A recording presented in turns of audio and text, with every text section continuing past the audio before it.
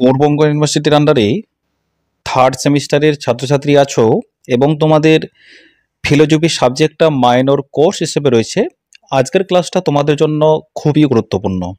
আজকের ক্লাসে আলোচনা করব তোমাদের নম্বর বিভাজন এবং তার পাশাপাশি তোমাদের 100% কমনযোগ্য সাজেশন নিয়ে আলোচনা করব।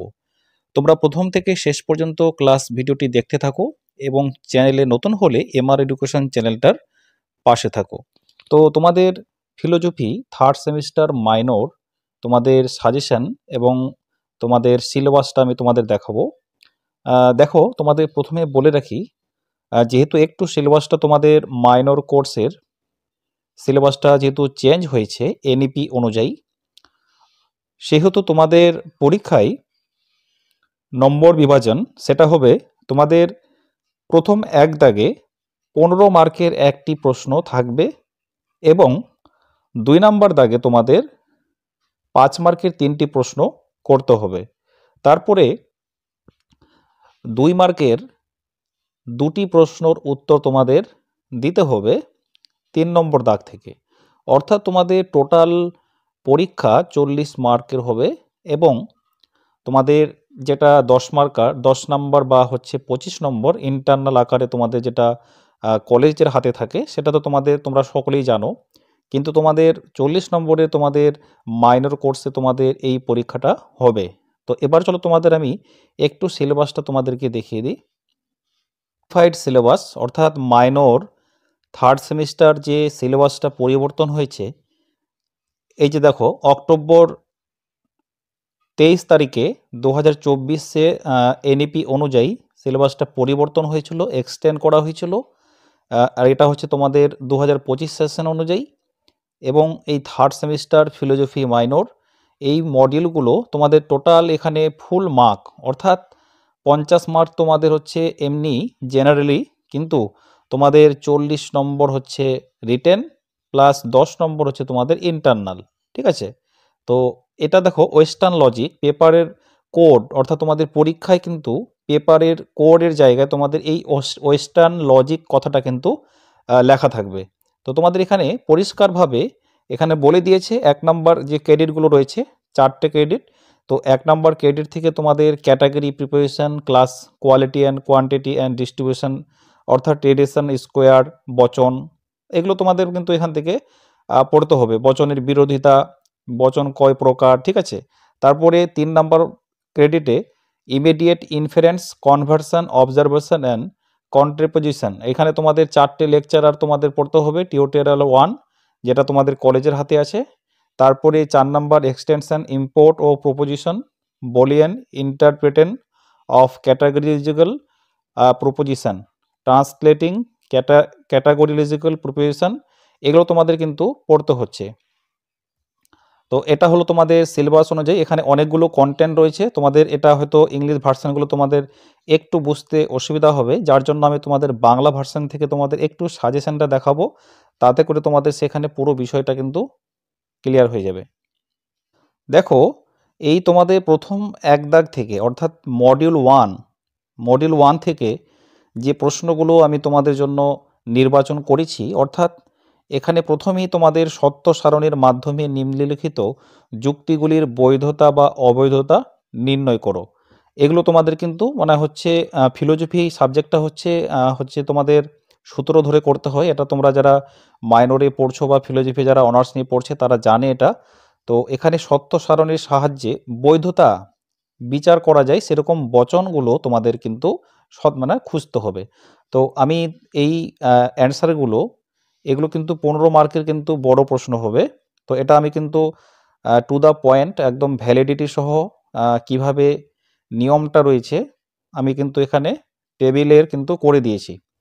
তো আমি তোমাদের প্রশ্নগুলো একটু তোমাদের অ্যান্সারটা দেখাচ্ছি যে কিভাবে করতে হয়।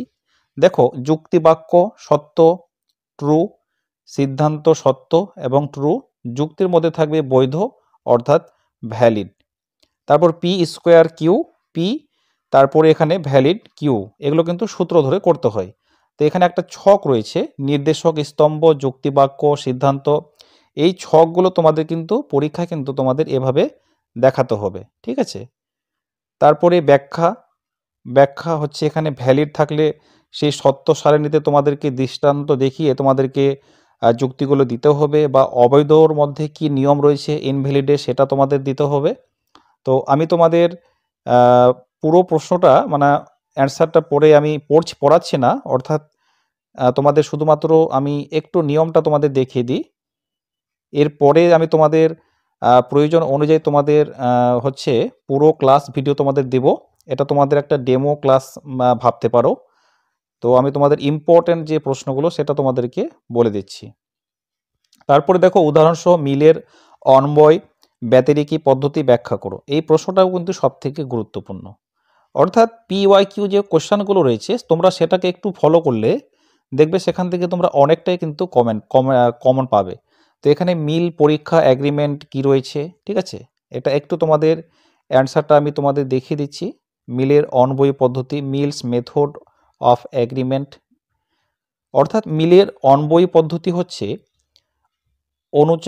অনুযায়ী আলোচ্য ঘটনার দুই বা ততোধিক দৃষ্টান্তে যদি একটি মাত্র সাধারণ ঘটনা বর্তমান থাকে এবং এই সাধারণ ঘটনা সম্বন্ধে যদি দৃষ্টান্তগুলোর মধ্যে মিল থাকে, তাহলে সেই সাধারণ ঘটনাটি হবে আলোচনা ঘটনার কারণ বা কার্য। এটা কিন্তু সংজ্ঞা। তারপরে ব্যাখ্যা রয়েছে, এখানে তোমাদের ব্যাখ্যাগুলো দিতে হবে।